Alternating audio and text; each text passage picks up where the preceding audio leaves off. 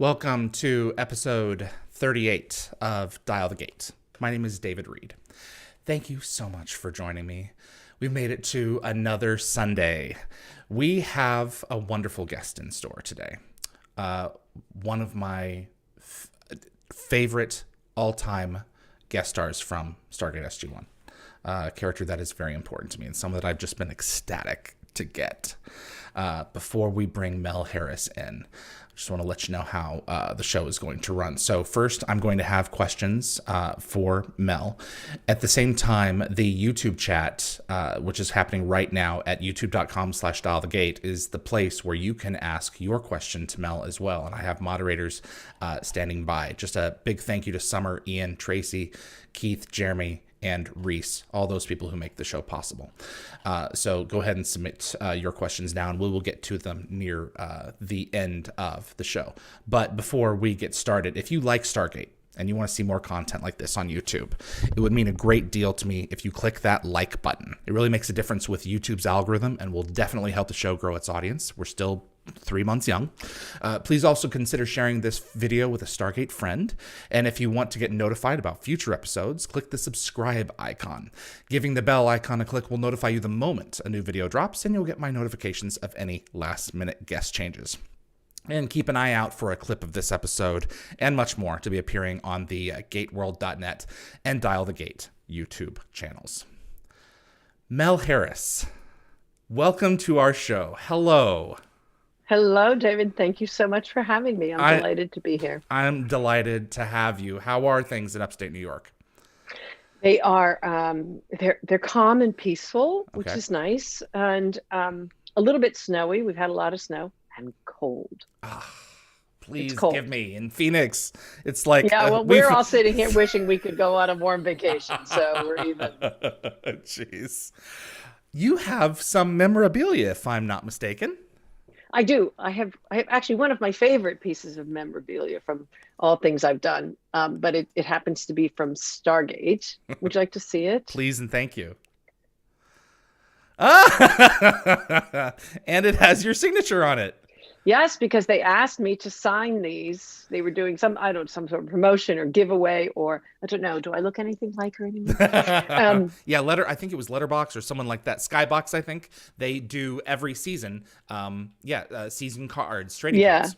Yeah. But I was like, well, I'm never going to get one for playing baseball, but this works. This works. That is so cool. So, it's really fun. And you posted a card from one of the role-playing games as well on one of the social media feeds. So anytime that Oma Desala enters, like everyone gets ascended, or so, I forget what the exact. Yeah, they get ascended and they get skills or something like that. I don't know.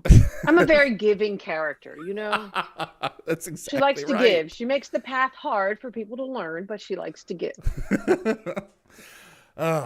What a history with this character. It's so hard to believe that this was 2001, just right around the time of September 11th, when you stepped foot on that stage. But I want to get to that in just a minute here. I wanted to know a little bit about your formative years. Who was Mel as a young person, and what were her dreams and goals? I was basically an athletic tomboy from, middle class New Jersey. That's where I grew up. My dad was a football coach at Princeton University, and my mom taught at the high school, taught science. And my dreams and aspirations, I never thought I would be doing this or being an actor. I wanted to be the female F. Lee Bailey, when that was something to aspire to. And if I insult anybody by saying that, I'm sorry. But when to be a criminal defense attorney, and I have a very legalistic mind. So that was sort of what I set out to be. But that's not the path that life handed me. So it changed, and I'm very grateful for it.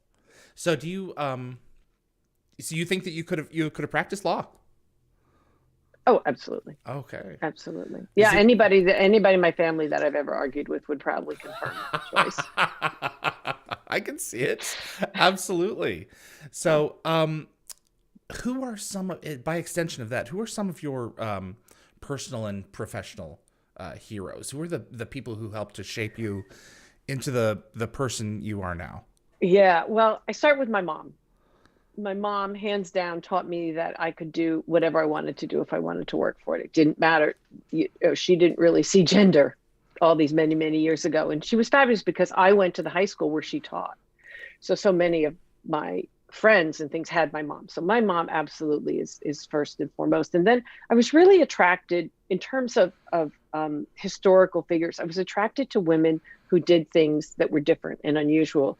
For instance, so funny because we watched Madame Curie the other night. The yes, movie that's out. It's fantastic. But women of that ilk who did things that different, Florence Nightingale and Clara Barton and Madame Curie, and in real life it was Peggy Fleming when she skated, and Olympians being an athlete and a tomboy. That was always something that I pretended to be. I can't say that I aspired to be that, but certainly we grew up near a place where you could go ice skating at night.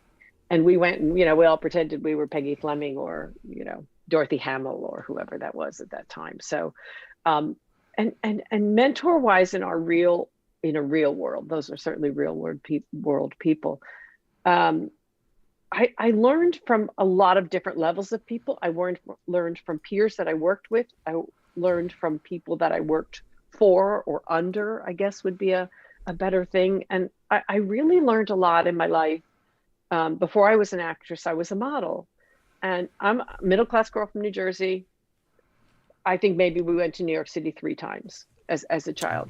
And at 18, I ended up moving to Europe and modeling. And such an awakening of what the world was and that there were different cultures and what that means. And to this day, I'm an avid traveler. I haven't traveled this year. Yeah, same. But I've been all over the world through work or just personally.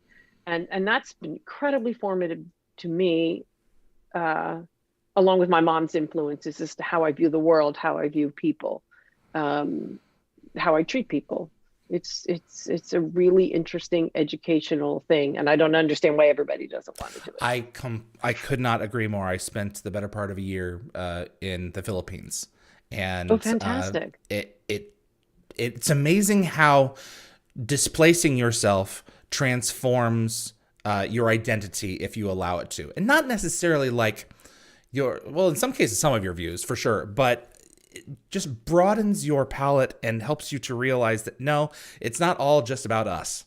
There's a bigger place out there in a bunch of different cultures that don't behave like we do. I remember, getting the door slammed in my face and no one turned around in the Philippines to hold the door for you. And it took me forever to get over that. It's little things like that I think help you grow as a human being. And yet they're incredibly gracious and kind people. And happier than we are. Yeah, and they look up to us and it's like, you're the ones to be envied. But that's it. Those things, the cultural differences in our world that make our world interesting. Whether we agree with all of them or not, it's a whole nother story. That's exactly right. But you have to give yourself the opportunity to experience those things yourself. I think so. And I think that's even true in the United States.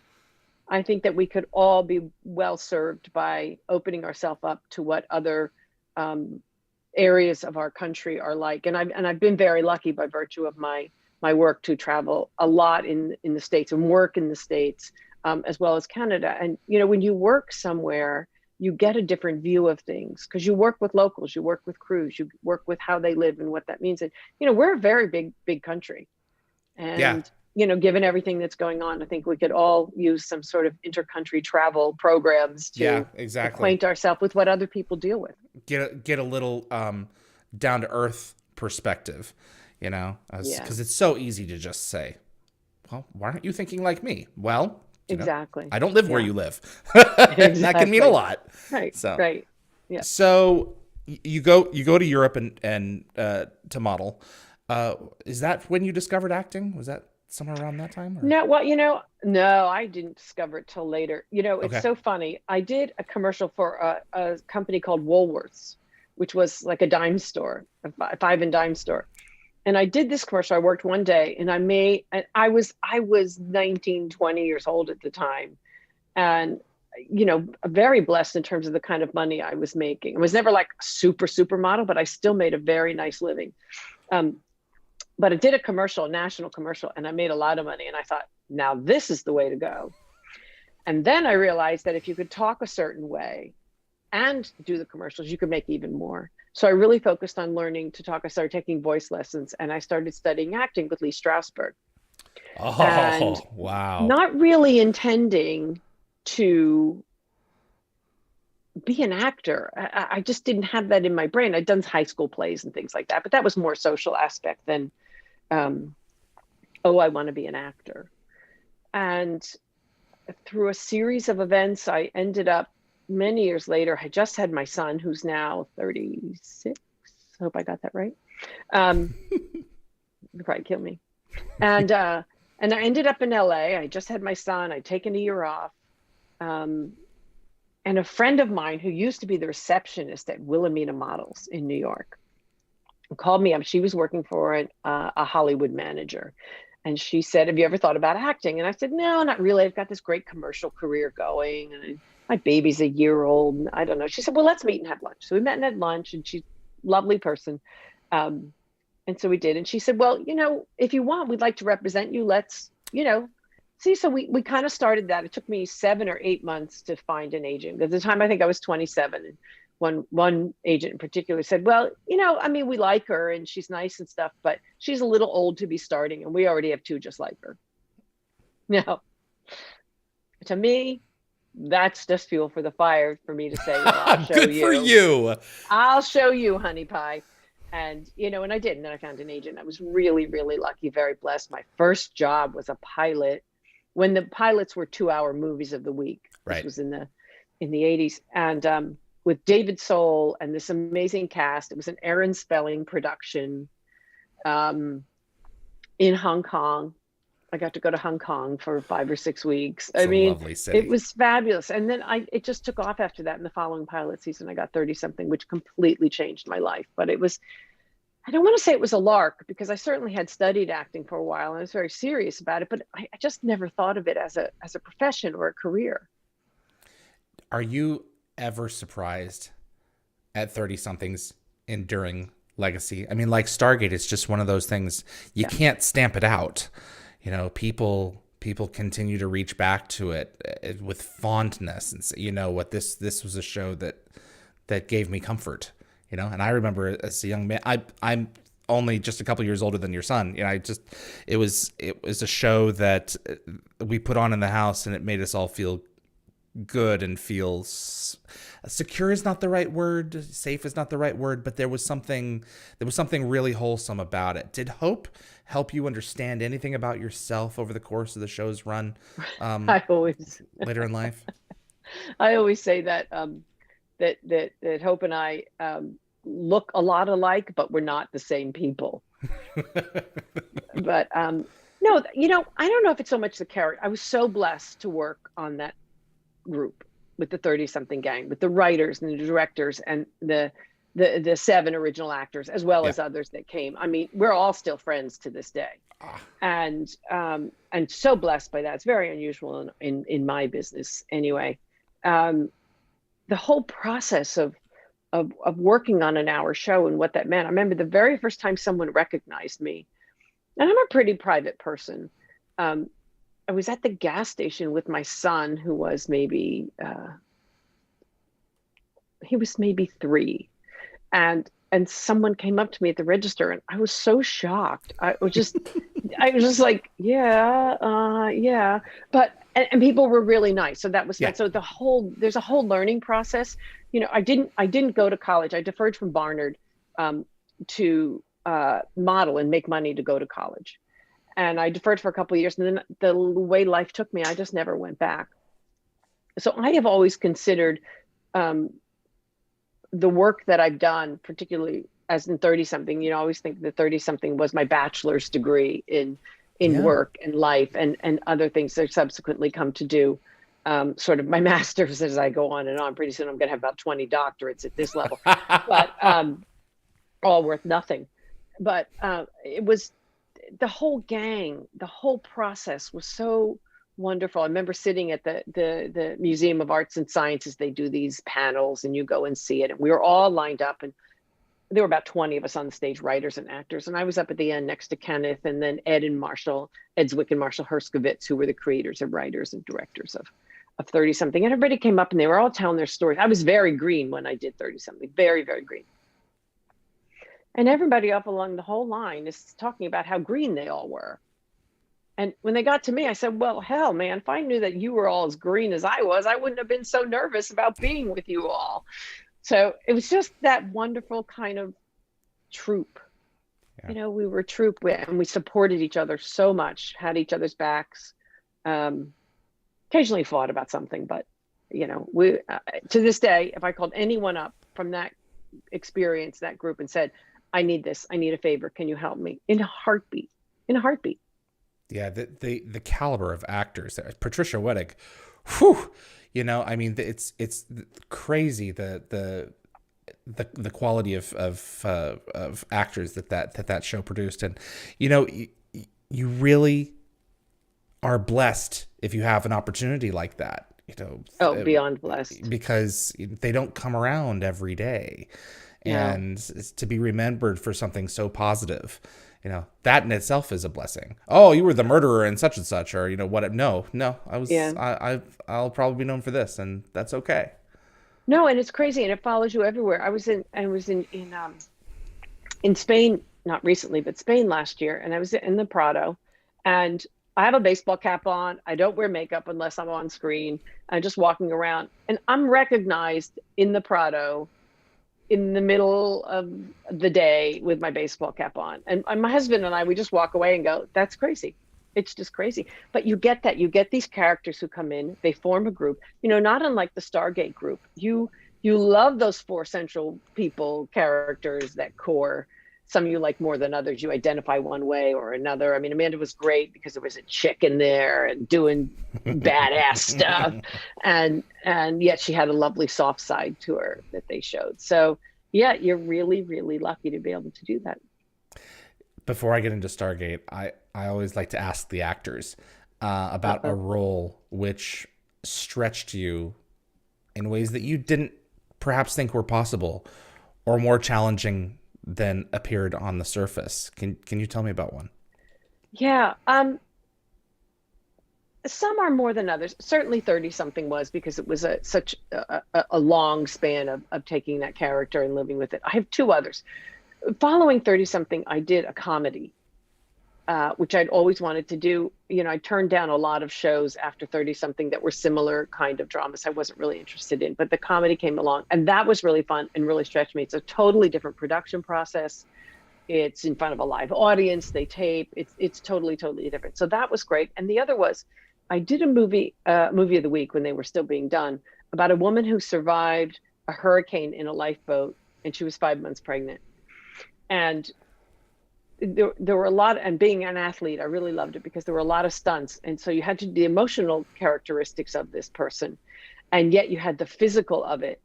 I remember we shot in Australia, and the day we went into the set that had a tank, big water, huge water tank. And I'm standing there with like a ripped sweater and sweatpants on. That's all the character has left, that she survived this hurricane. She ended up in the lifeboat. And around me, all the grips, the crew, everybody is putting on like full body wetsuits. And I thought, oh man, I'm in for it now. And it was an incredibly arduous, hard shoot. And to continue to play your character, and how much of your own personal hurt, angst, sores, bruises, whatever it is, bringing in how you meld that together. So that was very challenging.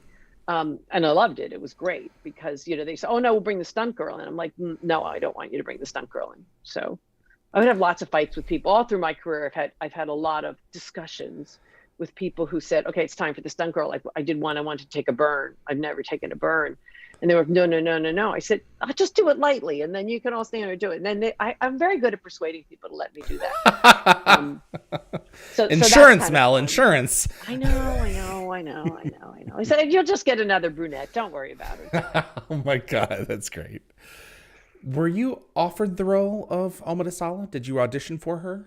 You know, I thought about this the other day. I think I was offered the role, but the real reason that I ended up on Stargate is because of my son. Major Stargate fan. It used to be appointment television for us to watch together along with the Seinfeld you watched show. with him. Oh, we watched together, which is how I even knew about it. And I think that I was going up to Canada to do work on another show. And I think I wangled an invite to go and visit the set.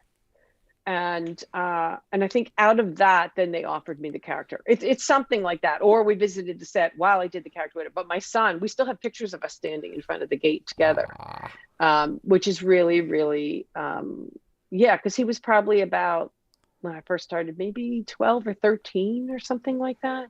Mm-hmm. So I really owe Oma Desala to my son. So yeah. you all guys, Byron's fault. It's all Byron's fault. Yeah. Yeah. So you guys knew who Daniel was and like the journey that he had gone on. Yeah. No, we had been following the show. Yeah. You know, it was something that we did when you made appointment TV, because something was on Friday at 10 or whatever time it was. It wasn't like now where you can just sit down and stream all 10 seasons. Did you? Oh, that's true. We binge all of it. Did you rewatch Maternal Instinct? I did.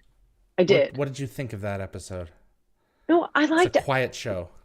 It's a quiet show. No, absolutely. And I also watched I watched Threads, and I watched the whole sort of grouping, because I thought before been a you couple were of hired. Moments. Yeah, no, because I had seen we watched it every week. Right. Okay. So we watched it every week. Yeah. So okay. It's yeah. What were your impressions from that character in Meridian? Who she was and who she was in Maternal Instinct. She's obviously fostering Shifu, the Harcesis child, but by the time that we see her, he's gone and done his own thing, and she's back alone again, kind of watching over us on the astral plane. Right. Or however you care to look at it. Yeah. I mean, for me, Oma has always been, you know, I've always called it a wonderful part because I got to play an eternal goddess, as I call her. And but the Enlightenment and all, it all feeds into when I'm on camera with her, being her, what that plays with. Like, I always thought that the dialogue for Oma was incredibly challenging, because the cadence, I didn't feel, not that it wasn't human, but it wasn't normal. It wasn't like trip off your tongue, boom, boom, boom kind of thing. It was, other than the double meaning to it, the actual order of words and verbiage was very, very different and very challenging. And you know, you can do everything. You can wear, like, I wore my Oma blue. I don't know if you noticed. I wore my Oma blue today. And but you can do that in the light and all of those things that they put on you, and you can make the formation. But then, especially in the scenes, they're so important. The words that are being spoken are so important. And yet you come away when you're watching it and you go, what the hell is she talking about? And so for me, it was they did such a great job of putting that into a character that for me made me pay attention to what she was saying, because she was so different and so much of her own. So all of the things that you bring from the back into the forward of when you're actually on camera are really important. Was this the most powerful entity you'd ever played? Yeah, probably, other than myself in the morning when I wake up. But she controls weather, absolutely. Man. Yeah. No, absolutely, because she's otherworldly. She's enlightened. She's eternal, incredibly powerful, wise as hell. And you know, I liked all that. It was great. I loved that, and we'll get to this in a minute, there were chinks in her armor. She was not perfect. And in fact, she is the resulting cause of one of our greatest adversaries from trying to do something good. She created something that was... You made a little bad choice. Right, exactly, yeah. Ascension is not for everyone, lady. How aware were, because you would watch the show, how aware were you of the gravity of Meridian at the time you were shooting it? I mean, Michael's leaving. You know, this is a big deal. I watched it. It is a big deal, but the other thing is, I don't want to, for the normal fan, the average fan, I think that that's incredibly powerful and impactful. But I, for my business, deal in reality and fantasy. It's, what I do is not reality. It's fantasy. I'm making it up. I'm making my performances up. I'm bringing them from somewhere. I'm not, as much as I love playing Oma Desala, I'm not Oma Desala in the real world. I play these characters. So for me, I think that it may not have been as impactful, because I probably thought, oh, he's probably got a great job lined up somewhere, in the practical world. But in the series world, in the show's world, it's very impactful. Absolutely. Yeah.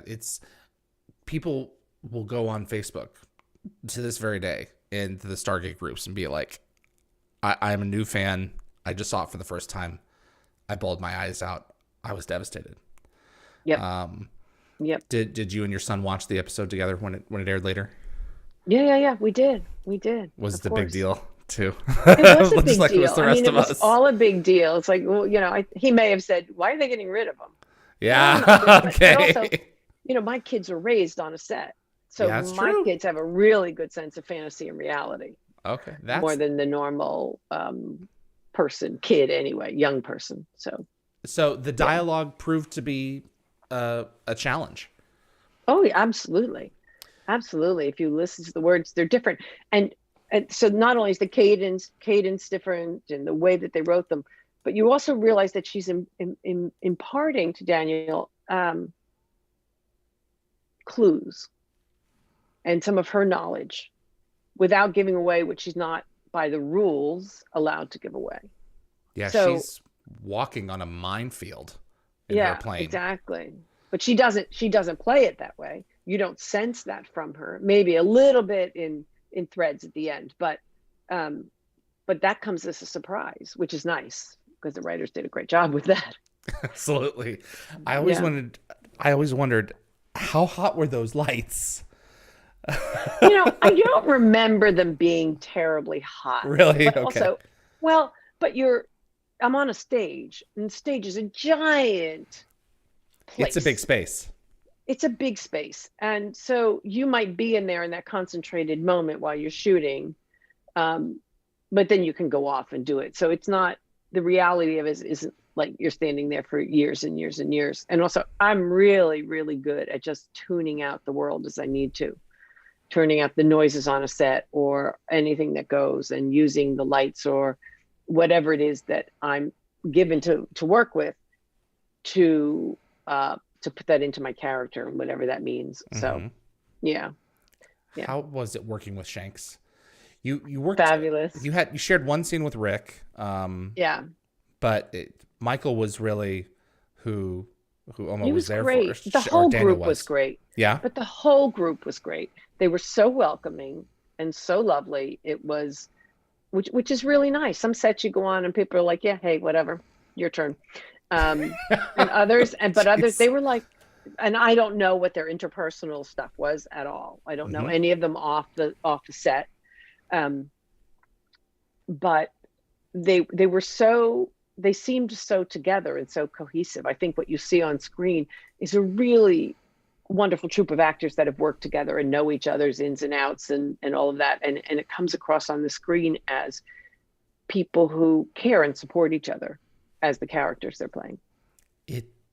You can fake it. You hear of these stories of troops that are just like, we really didn't get along, but when it was on screen, we made magic. Yeah, that is our job. I am an illusionist by trade. So that's your job. Absolutely. But it's nice if like in your case with 30-something, you can actually, fall in love with the people that you work with too. So. No, it really is lovely. But also I've worked with a few people. I've been very lucky, but there's few people that I hope I never, ever have to work with again. Of course. Very like simple. any of us in our jobs, it's like, well, I'm staying away from them, man. It's like, oh my gosh. Oh, here he comes. Damn it. There you go. You returned to the character 3 years after Meridian. Right. Did you see that one coming? No, I didn't. It was sort of a nice little Benny that kind of came out of nowhere because, first of all, I love Vancouver where they shot. Mm, Love, love, love Vancouver. It's one of my favorite cities. And, I mean, once again, I did this job because of my son mm. and I knew of it. And I don't know if I would have done it without him because I probably wouldn't have known the show and I wouldn't have known the characters. And I wouldn't have said, hey, you want to go hang out on the set with me, which is, a lovely thing to do. So that it continued was great. And I loved her as a character. She's very one of those indelible characters in my little bag of people I've carried along. And so Absolutely. to go back and revisit that, that's a lovely thing. And to be able to talk normally in this one. Yes. Robert Yes. Cooper created I think it was Rob that created the threads. He gave an environment change that allowed you to Right. have But she didn't completely talk like a normal person the whole time. no, how big is the ocean so you can't see the bottom or something like Yeah. And that. yeah. But even like how she takes a waffle order. Right. That's right.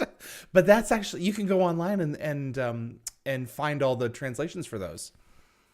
That's funny. That's great. Mystery in the Alley. I forget what that was. It's like eggs over easy or something.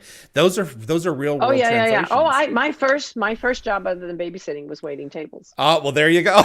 in New Jersey, a little place down the Jersey Shore called the Hut. Were you good at it? I was really good at it. Oh, I sucked. I was really good. As a matter of fact, if you look, here you go. Okay, guys, here's a little thing. If you look during threads at the back of Oma's hair, there's a pencil in it for taking her orders. And that came from me working at the Hut in New Jersey. I would keep my pencils in my hair. I had long, long, long hair. I either had braids or a ponytail, but most of the time it was a ponytail, and I would keep my pencils in my hair. Well, because you always lose them when you need a writing implement, you never have it. Totally. So that was always my problem too. So that's the I remember the pencils. You might have That's trouble cool. putting it in your ponytail. No, I kept them in my pocket. So, I am fascinated by this episode because she is. We see a. How do I want to put it? We see like a metaphor of her world, of where it is that she's been operating, and in this case, she is serving other beings that are just kind of chilling and enjoying whatever kind of afterlife that they have. Did you have any personal interpretations for what was going on there? Because it seemed to be like she was the only one who gave a crap and was doing anything other than her opponent. Right. Well, my interpretation of the cafe was that they hadn't reached full enlightenment at that point. Oh, So that they were at a way. I always saw it as a way station. That was my thing. And she was there as guide and as advisor if she chose to be, and that kind of thing. So I think that the serving people and taking care of people, I think, showed a reflection of what I felt was a nurturing side of Oma, without being without negating who she was and without being too maternal. interesting. Okay, so those people were also potentially candidates as far as you were concerned. That was my thought. If should they choose to be, or should I think that they had potential enough that I would do that?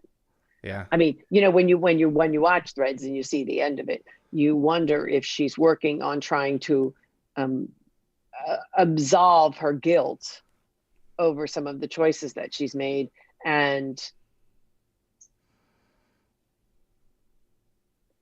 almost own personal reparations Yeah. for what she's done. In eternity of combat.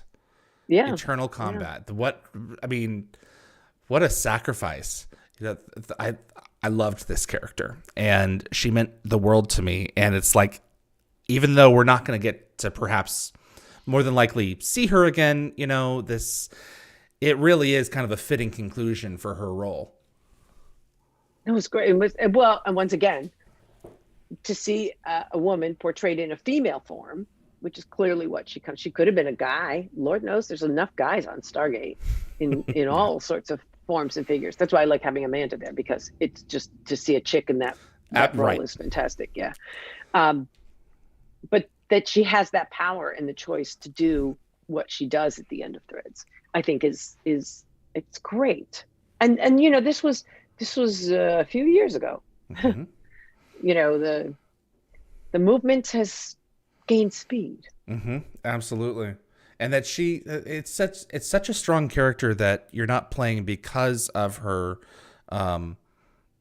She doesn't exist because of her female characteristics. She exists because of who she is. And I think it's really that it was refreshing. It was a refreshing part, I think. I agree. Do you believe something happens to us after we die? Could there really be a great path for us to walk? Well, yeah. I do believe in reincarnation. It's not really something I had ever thought about it. And then I'm not going to remember this. I read a book called Many Lives, Many Masters a number of years ago, written by, I believe, a Harvard psychiatrist. And it's chilling. It's really, really chilling. And I'm a very spiritual person. And so I do believe that I don't know what we come back as, but we, or how we do. I don't know if it's always in what we consider a human form, but I think that our spirits continue to exist. I wasn't ever a big fan of ghosts or anything like that until I'm not really a ghost person. My mother, until my mother experienced something and convinced all of us, and it was like something's happening. Something is going on. And I mean, the electromagnetic spectrum is huge, and we in our technology can only see a little piece of it. So that's very true. What is next for you? Any upcoming projects we should be on the lookout for? Are you hanging back through COVID? Well, yeah, I'm hanging back, and I'm not out much at all. I'm trying to not be a statistic. Needless to say. Well, at the beginning of the year, and COVID kind of messed us up, we were doing a 30-something reunion show. I was going to ask about this. Yeah, with an amazing cast. The kids had grown up. Such a great cast. And we had done read-throughs. We had done a read-through for ABC, and we were all supposed to have dinner that night, and it got canceled. Literally, this was the 12th or the 13th of March, and that was, a lot of people talk about the travel industry and how decimated it is, and the small businesses and dining industry. And they absolutely have been. But not as much focus onto the entertainment business and how decimated it has been. Broadway, forget about it. It's so hard, and many people are struggling. It's a tragedy. And in the acting business too. I mean, they're shutting down production in California yet again. So it's really, really been a tough time for the entertainment business. Really tough. So we'll see. But I do right now have a movie out on Apple TV and Amazon Prime called King of Knives. King of Knives. Yes, it's about one happy crappy family. Is the tagline on it. And so please go and see it if you like it, review it. But it's I had a wonderful time doing it. I did it 2 summers ago. We shot it in New York, and with Jean Pope and Roxy Pope and Emily Bennett. And this just lovely, wonderful cast. It's an independent film, which I always think is wonderful to support them. A lot so more that's of what that I have happening out right now. Okay. Yeah. No, King of Knives. I'll link to it in the description after I go find it. That would be lovely. Thank you. Absolutely. I have some fan questions ready for you here. Let's go. John 42. Oh, John, I didn't want to ask her this. She's okay. If you immediately know, girl, I can handle it. It's no, it's not that. It's just it's the ongoing question with these Zen cones. If you immediately know the candlelight is fire, the meal was cooked a long time ago. Mel, do you know what that means? No, but I didn't have to know. I just had to say it really, really well. That's right. And we asked you that, I think, like 15 years ago or something. You said, I don't know, but I mean, the meal probably wouldn't be any good. There you that go. Was your answer Exactly.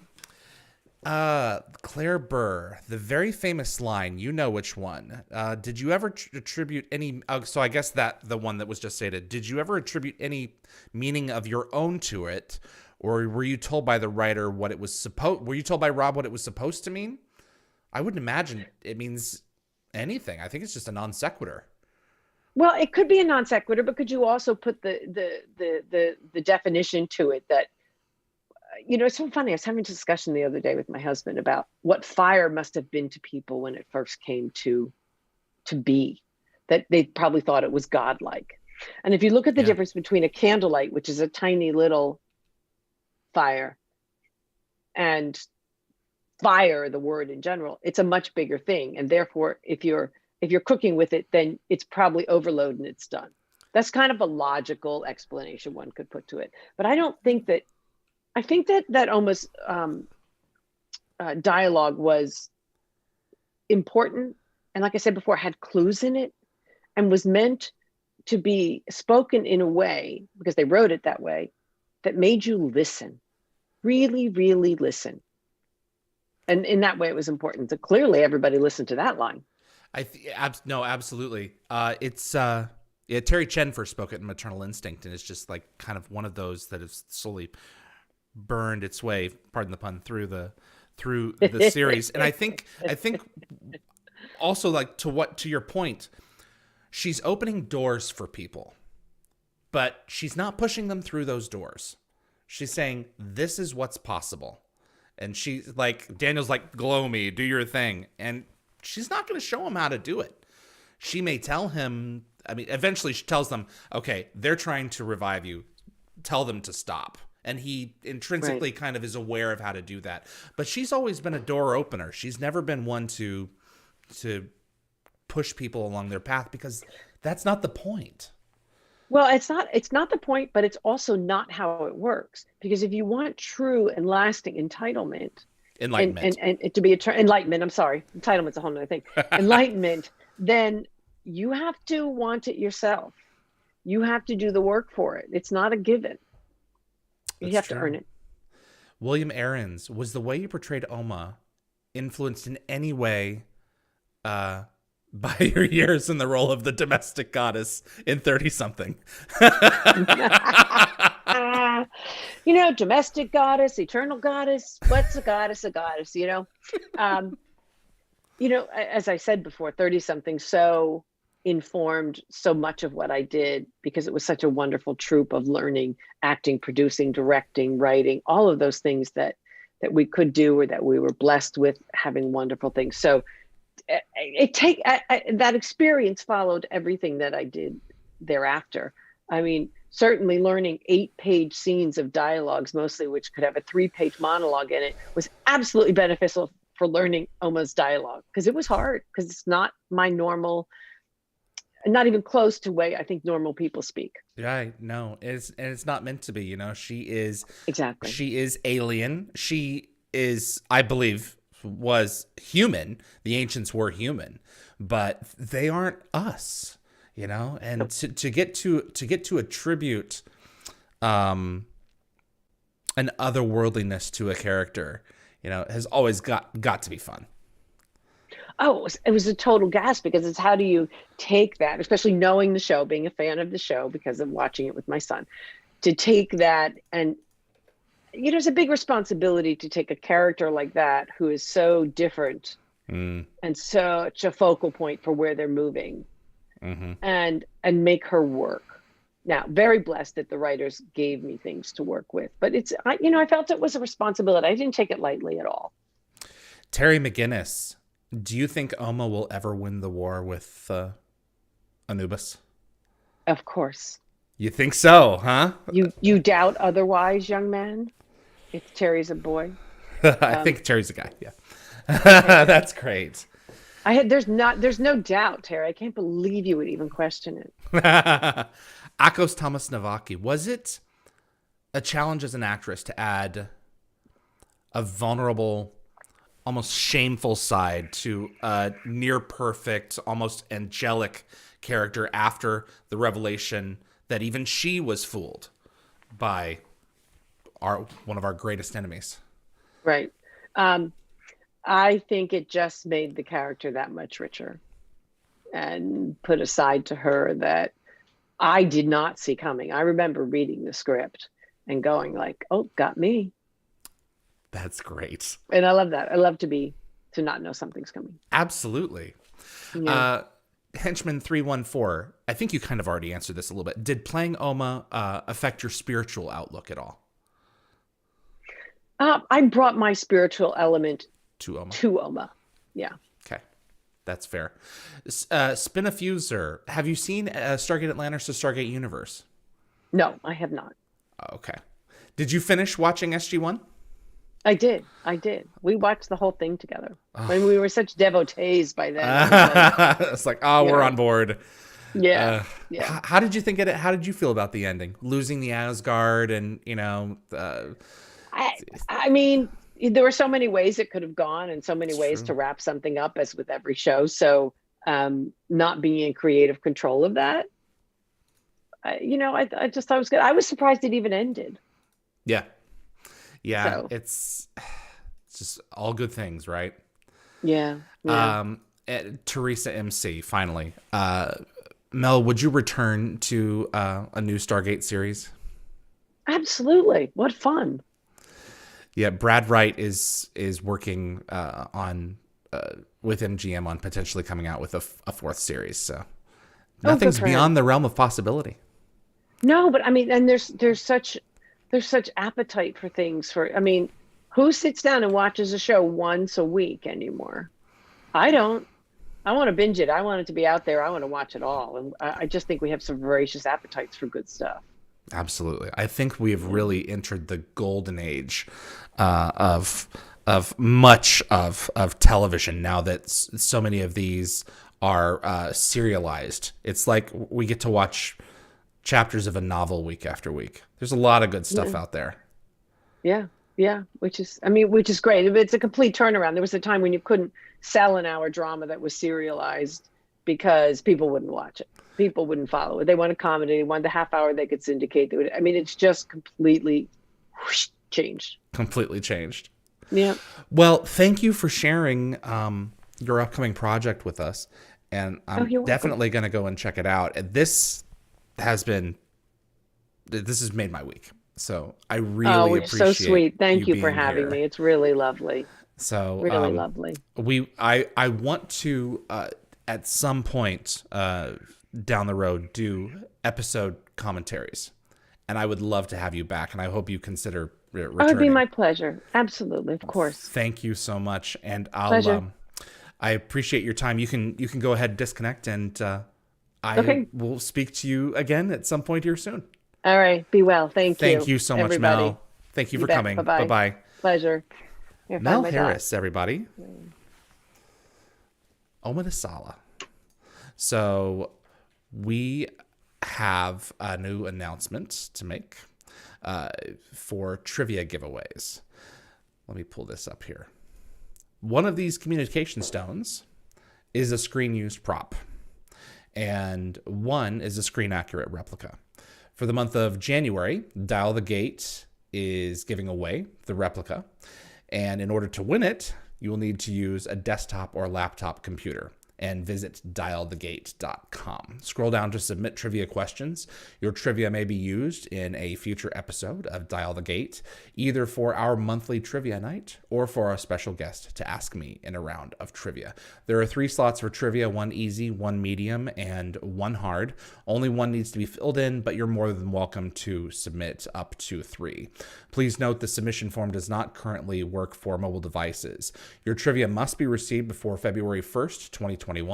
If you are the lucky winner, I will be notifying you via your email right after the start of the new year to get your address. And congratulations to Batmall for winning the 3D printed Stargate and Ancient Keychain giveaway from the January contest at 3dtech.pro.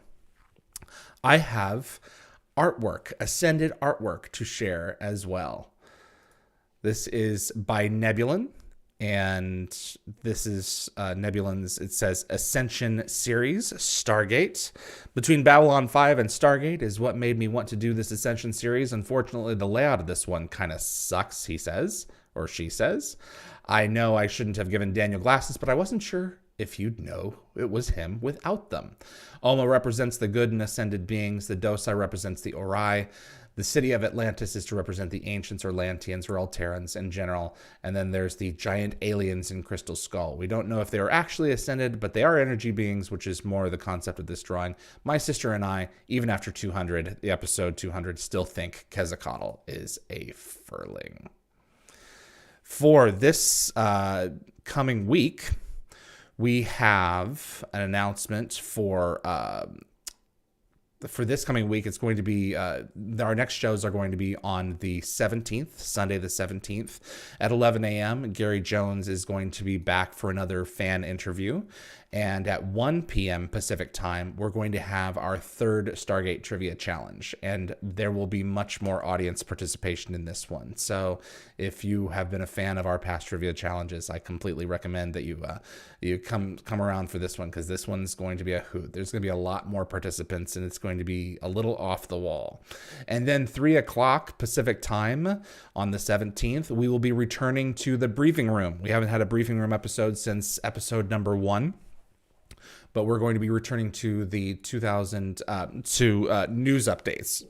So we're going to talk a little bit. Darren and I from Gate World are going to be talking a little bit about the news that Brad provided, that he's still working on another Stargate series. We're also going to discuss the move in content to Netflix and the Blu-rays that have come out as well, and any of the other Stargate news that's fit to print. Later on today, starting in just about 1 hour at 1 p.m. Pacific time, we're going to be joined by Mr. Corin Nemec, played Jonas Quinn in Stargate SG-1. And then at 3 p.m. Pacific time, Dan Shea, stunt coordinator for Stargate SG-1, and Sergeant Seiler as well. I appreciate you all joining me for this episode, and we will be back shortly with Corin. My name is David Reed. Thanks again to Mel Harris. We'll see you on the other side.